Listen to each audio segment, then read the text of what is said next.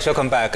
Now, I wish it would be possible to tell you the things they have just told me in those 2 minutes of break. You're creating suspicion. No, not creating suspicion. They have told me very interesting things. I wish it was able to repeat them. But I'm struggling with this question, Veronica. Yes. That, yes, you'll do the nominations through whichever route, whether it's expensive or convenient or whatever it is. But how do you balance between, if ever there is any need to balance, between party loyalism or party loyalists versus popular candidates? Popular, which can be based on any measure. Well, I think one of the advantages we have as UDA is our support base is large, and our support base is at the grassroots level. Most popular party, the fastest growing political party in the Republic of Kenya, now scaling close to 3 million members within UDA. And that, of course, brings out the challenge that there's a lot of competition, especially in the strongholds. And the cost of democracy must never be outweighed by the financial cost of doing the process. And if we look at our electoral process in Kenya, there is a way it's set under the Constitution and under the electoral laws. So what we have tried to do as a party is to follow the same. I am very worried and concerned about the trend by my friend Sifuna there and ODM in saying that it is very easy to give direct tickets to people and cause consensus. Yes, that has its own part. But that should not be done in the whole country, because if you look at what IEBC will eventually do in August, there will be competitive politics. Right. So when you have many people interested in that competition, the best you can do to the people who have sacrificed for the party, supported and built the party, is to give them a very fair process where somebody feels that I was not sidelined or discriminated courtesy of my gender, faith, courtesy of the place I come from, the community that I'm coming from. On a bare minimum, you must render to them a very free and fair process, which then renders credibility to the whole outcome of the nomination process. Let me use an example here. For UDA, let me just clarify so that we understand one another. For UDA, and in the strongholds, we will render that process to all our aspirants. If they can't agree and they are not actually required to agree, they can push their bid and we will render for them a process that is credible. Because do you really have a register for UDA members? Yes, that's what we are building right now. And what has happened, you know, we started building this register from March. And now this is going to put the ORPP on a spotlight for the political parties and all the political parties anyway. The system has migrated to e-citizen. What we are asking the registrar of political parties to do is to ensure that they don't hold back or slag back courtesy of the workforce they have behind in their back office. Because once people resign on e-citizen, we are expecting very expeditious delivery of that data to where it should be, so that if someone is migrating from, say, ODM or Ford Kenya to UDA or to any other party, they are not held there at ransom. So we are actually watching what they are going to do with the platform. What's your current membership? Yes? Your current membership, how many are there? Right now we are scaling to 3 million. The data is being processed, and there has been migration to e-citizen. And that means if today all our members were to get online and resign from where they don't want to be and come to the parties they want to be at, the next focus will be on the Office of the Registrar of Political Parties, how they handle that data, how they process it, and allow the resignations to take place. It's supposed to ease the process. So let me get this clear. So you're saying you have an estimate of 3 million members within your party? Within the party. You know them, right? Based on registration. They have signed resignations or have applied to become members of the party. Let's talk about those that are already members, full members of UDA. Yes. Who has the register? You know, this register, Sam, is first created from the party. You don't create it direct from ORPP. It is your initiative and effort as a party that brings in your member. Because your member will never come through the ORPP system and suddenly just become a member of UDA. Okay. So the effort of the party, once we create that data, we have the data from people who intend to move. Every political party will expect that the system that handles that data is following the wish of the people, because finally the wish of the person who has done a resignation must be allowed to happen. That's fine. Yes. The question I'm asking is, if you have a register of, let's say, 3 million people, yes, does it require any other process for you to use it for nominations, let's say in Bungoma County? Ideally, what should happen, once they are processed through by the registrar now verifies a register for the party and gives that party a register. For instance, you will not find the party now asking for a register just now from ORPP, because we are all busy building our membership base. We want those registers next year, like in March, when we are ready to go into nominations in April. Okay. That means the office that needs to be affirmed so much capacity is the ORPP. The ORPP. All right, I'll get back to you, in terms of building the register. But yes, that's fine. I'll get to you. But Simon, what's the length of your register at the moment? At the moment, we are at around 3.1. But the issues of cleaning it up and also making sure that those ones that have resigned, those ones that are joining, all those, there are issues to do with aligning with the ORPP. But in our office, we have 3.1 million. But if all the resignations that we have received are properly put into the register, we could end up at around 4.5. We have about 19.6 million registered voters as per IEBC. Yes. You want to tell me that in totality political parties have more members than... You must go back to the relationship between political parties and voters. And there's also the problem or the question of candidate-driven registrations, which we try to do away with at ODM. We don't want people who are aspirants being the ones driving registration for membership, because when that happens is you will have an aspirant who's a member of ANC today. Tomorrow he decides that he's going to run on Ford Kenya or on ODM. Then he will move all those people that there. So the point that Veronica was making was that the office of the registrar of the political parties is just a custodian. Okay. Like for us at ODM, we have 900,000 people who have come, signed the forms, paid the money. But when we send the names to the ORPP is telling us these people are actually in other political parties. So there is a problem at that office in terms of cleaning up the register, because some of these parties, let me just tell you the truth, they think it is fashionable to throw around large numbers so that they appear to be big political parties. But I can assure you, Sam, if you audit that register, ANC does not have more than 1 million registers. Where will they get this? You cannot It's an example. By the way, Edwin cannot. I was the next. It's an example. Sam, Edwin cannot allege that, because you see, this is a public. They are available to the public. If you want to ascertain, just go to RPP. You will get the data. We as political party leaders, anyway, I am sure all of you go through these issues. We have challenges at the office of the register of political every parties. person here is a secretary. But we have serious challenges, because, for example, the other day. Just hold on. Yes. Every person who is here, apart from myself, is a secretary general of a party. I'm also an SG, Sam Kituku, right? I know. But they are the best custodians of the numbers that they have, so we'll take them as they are. Dr. Chris Omalwa, how many members does Ford Kenya have?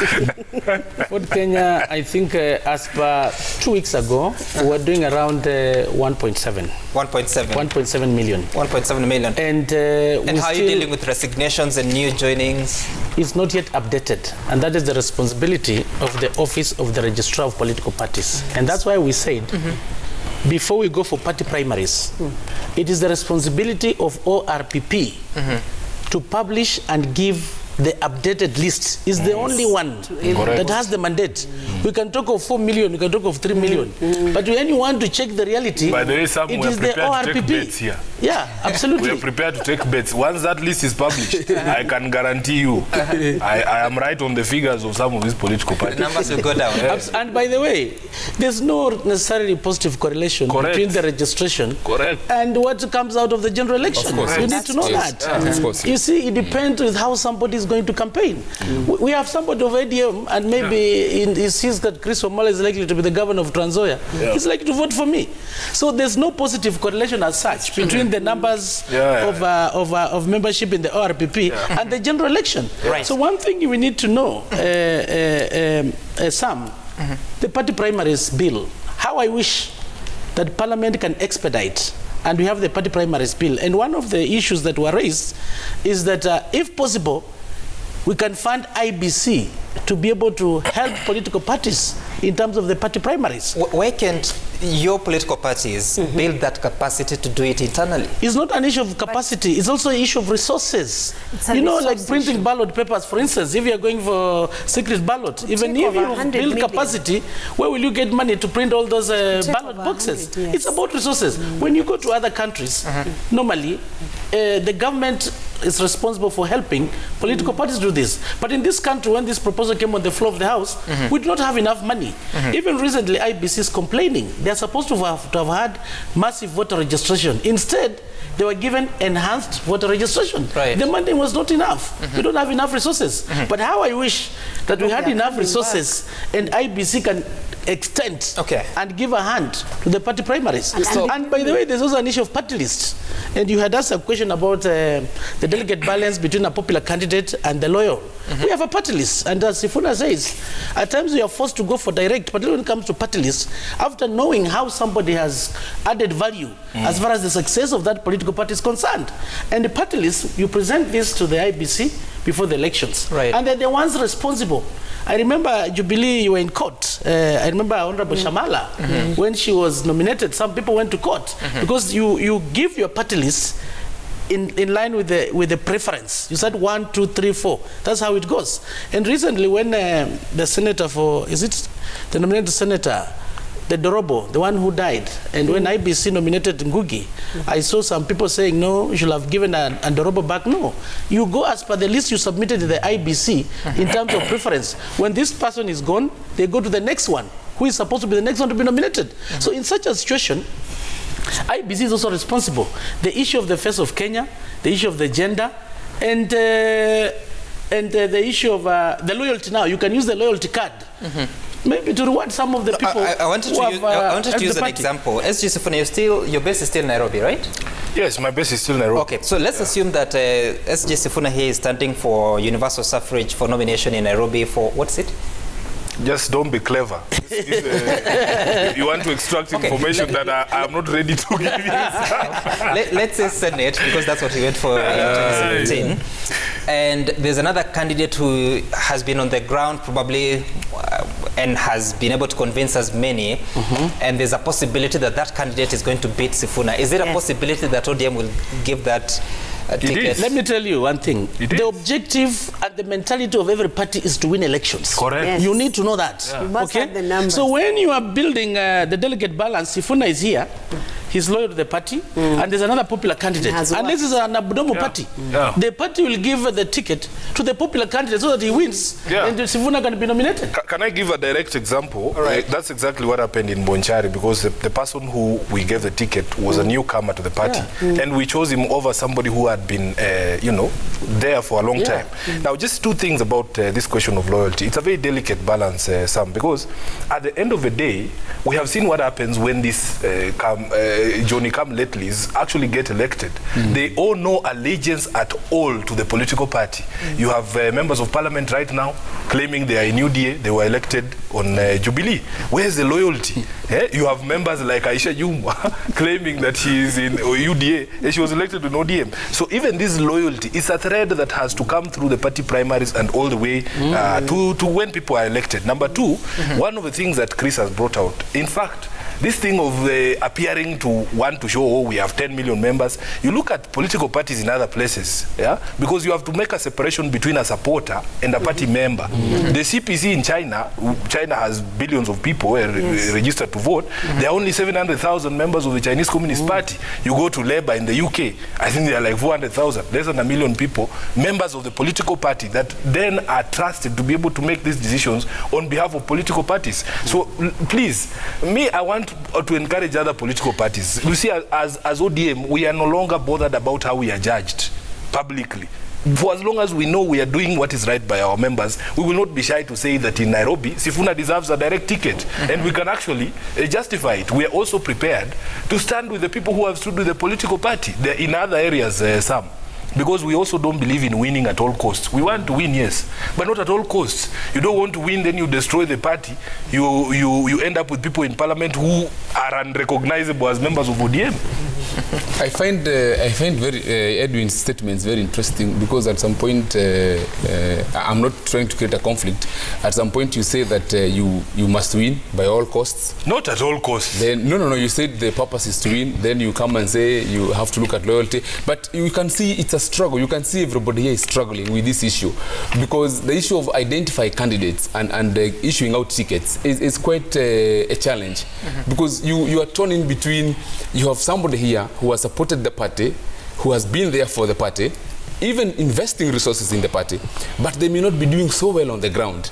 But you find that they have been with you, they have walked with you this journey. Then there comes out some youthful person from the ground and they're saying, hey, I want to run on your ticket, and they seem to be moving the masses. So how do you go about it? It's quite a delicate out of balance. It's a struggle for every political party. Extremely so. It's not an easy one. What I would say is this. If we are to allow the voice of the people to speak, the voice of the voters to speak, the voice of the members of the political party to speak, then we must encourage a culture of growth within the political party, because you cannot democratize a nation without democratizing political parties.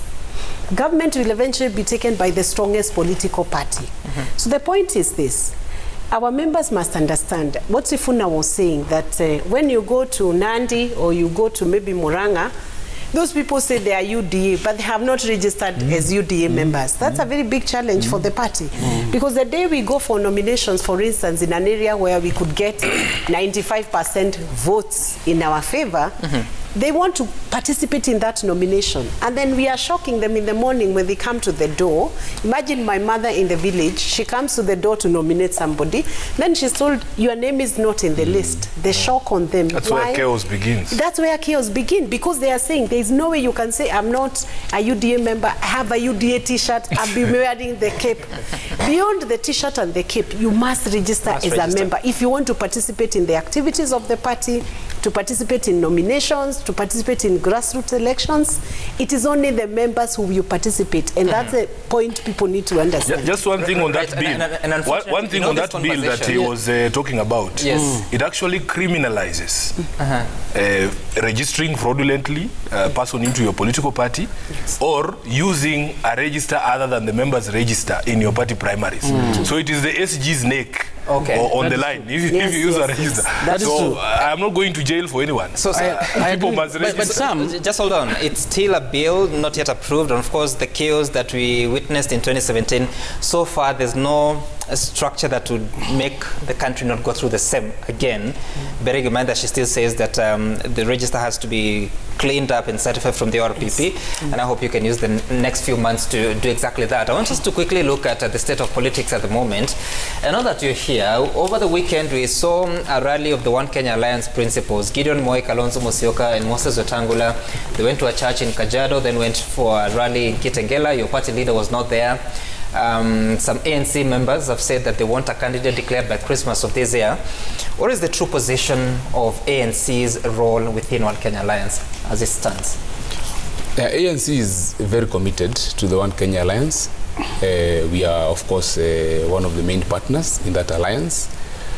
We are working very hard to see to it that this alliance will survive this political season. At the same time, as a party, we have already endorsed our party leader to run for president. Our highest organ, the Amani Council, has already actually issued him with the certificate to run within our party, with our party ranks. We've given him the endorsement. We have told him, go run for the president, go negotiate on our behalf. We have set him free. We are trying to persuade... Negotiate within One Kenya Alliance or even beyond? Within and beyond, of course. We cannot limit ourselves. This is the season of collating and, you know. And so our mind is very clear that we are trying to persuade our partners. We are trying to talk to them and we are trying to show them the value that our party leader is going to bring in as the flag bearer for One Kenya Alliance. It's not an easy task. It's quite tough, but negotiations are going on. We urge our supporters to be patient with us. What's the most difficult thing within One Kenya? There is a challenge there. Just hold on. What is the most difficult thing within One Kenya Alliance to do now? You see, Sam, when it comes to issues of negotiations, it's very tough. You anything, even dowry, if you are negotiating for a dowry, let's talk about the political party. Let's talk about One Kenya Alliance. Yes. So what we are saying is that talks are ongoing. We have a technical team. We have a technical team that is addressing these issues, and we have said the questions in due course we are going to name our flag bearer. Okay, all right. And Sam, as ANC, our position is that we are persuading, we are talking, we are lobbying to our partners. All right. But we have already taken a position that MM, that is Musalia Mudavadi, will be the flag bearer of One Kenya Alliance. No. We'll be on the ballot as a party. But now when it comes to the coalition, we are talking to our partners.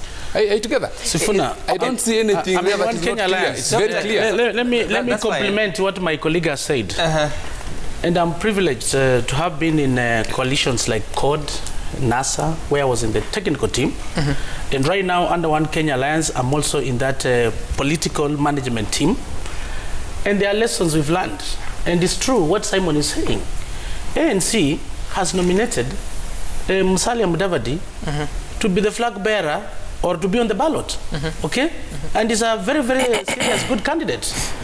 Wiper has done the same to Kalonzo Musyoka. Fort Kenya, we've done the same to Moses Masika Wetangula. And Gideon Moi, Kanu has done the same. So under One Kenya Alliance, we are saying, you have left Jirongo.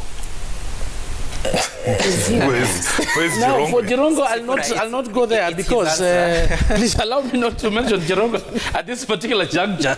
You know, we also have different levels of supporters. But here, I'm mentioning the four. So, Sam, I want you to listen.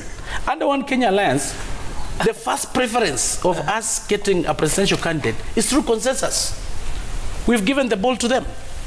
When I was in NASA, we did the same. If you ask your party leader, Raila will tell you. We came up with models, me and Orengo, the permutations. How we came up in a scientific methodology, how Raila became the flag bearer and Kalonzo Musyoka to be his running mate. So the same thing we're going to apply when it comes to One Kenya Alliance. The first preference mode we are going to use is consensus.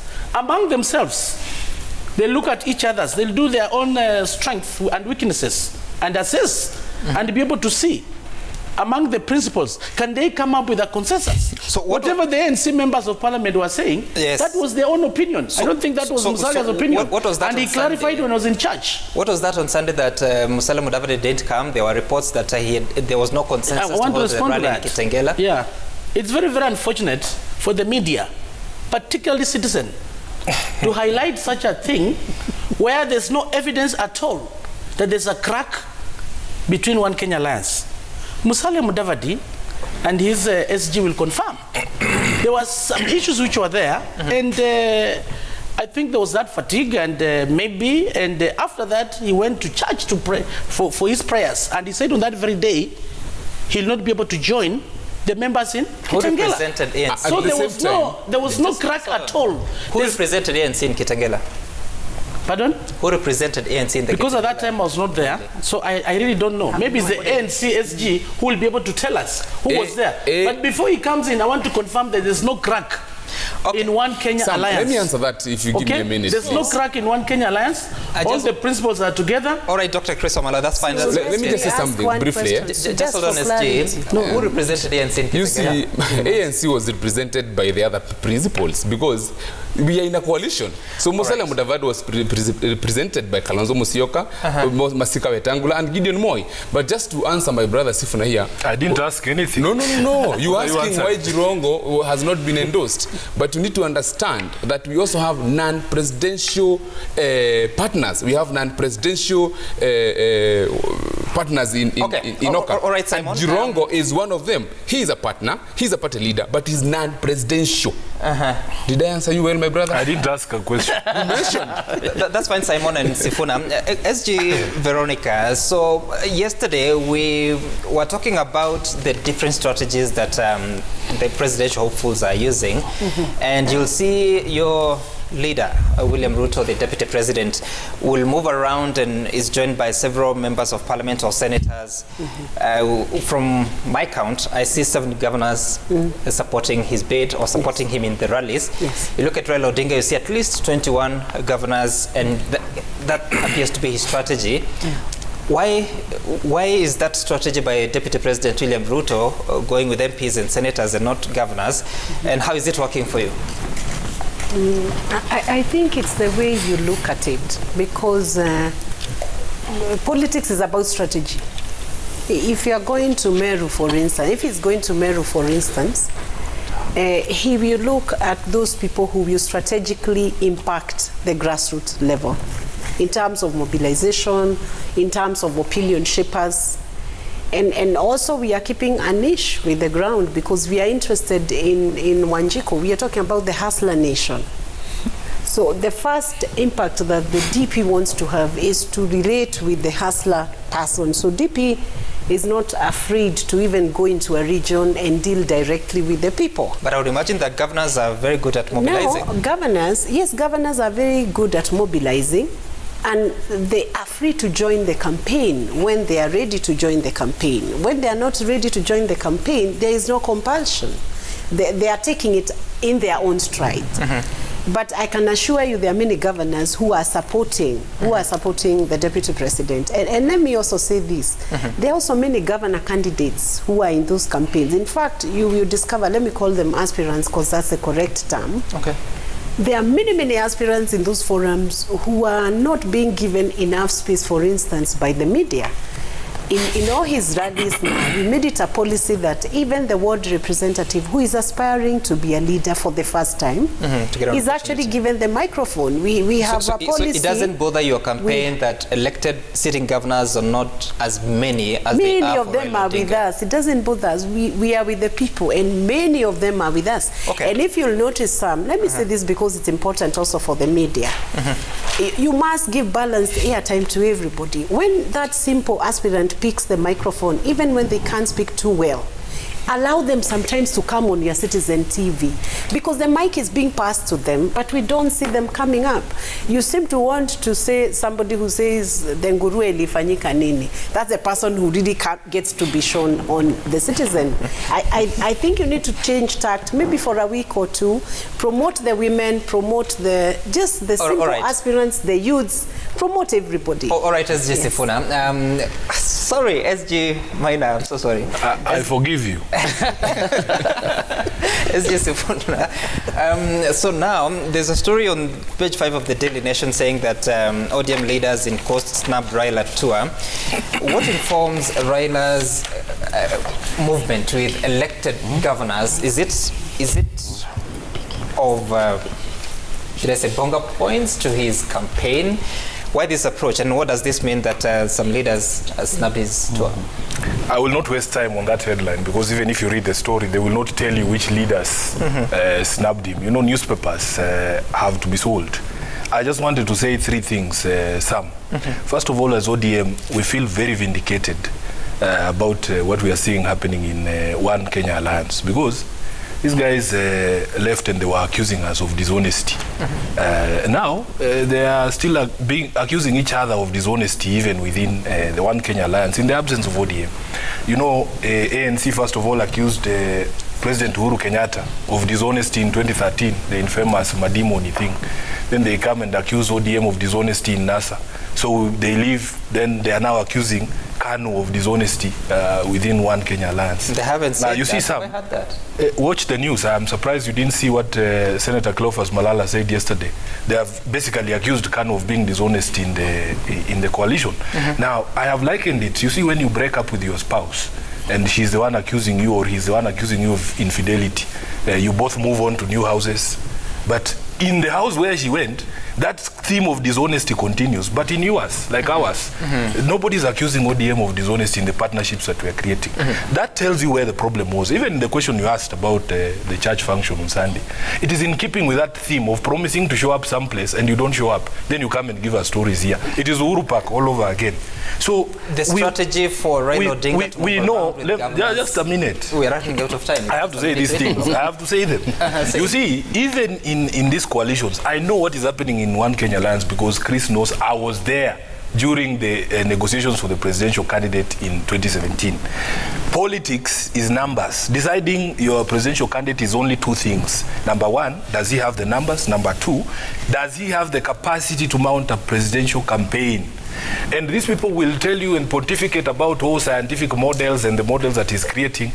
Even when these guys moved to One Kenya Alliance, the pecking order that was in NASA did not change. When they are being invited by, say, now the senior partner is now Wiper, the very same things we used to ask them to do, they are now asking other people to do. If you want to know who's the junior partner in a coalition, it is the one crying consensus. The one saying, let's count our numbers, is the person who's the senior partner. So in Oka, they know very well. Okay. Even with the introduction of Jirongo, the pecking order in NASA remains. For the Kenya is still the last junior partner there, even with Jirongo in.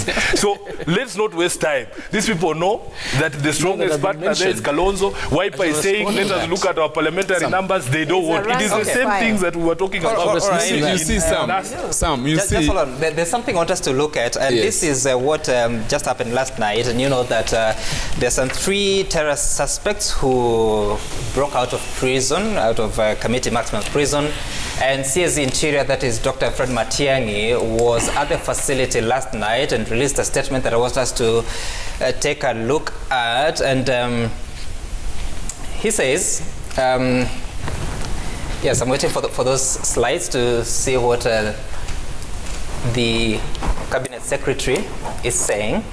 That preliminary investigations suggested the escape from arguably the most secured maximum prison facility in the country was abetted by laxity and incompetence, and he vowed that more arrests and prosecutions will follow. Let's carry on with that statement by Dr. Fred Matiang'i, that we will not only go to the direction of investigations will point us to, but we will act resolutely to ensure this kind of recklessness does not happen again, because it exposes our people.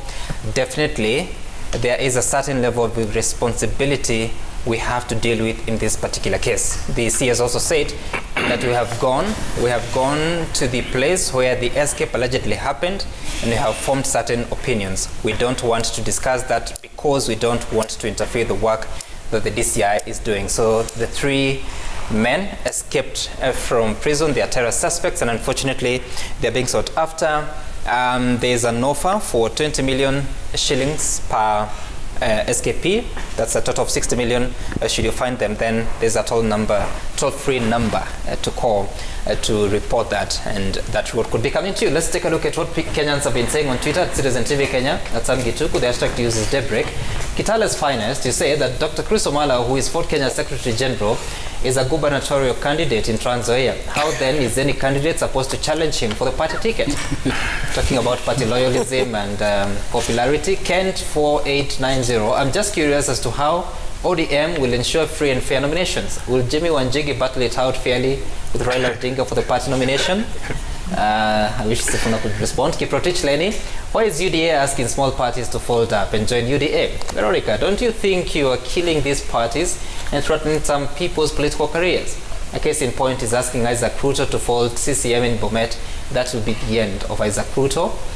Kiprono Abraham, survival of any political party aspiring to remain relevant and outlive its leadership is dependent on its management of party primaries. If the SGs don't manage nominations well, their parties will be reduced to regional parties.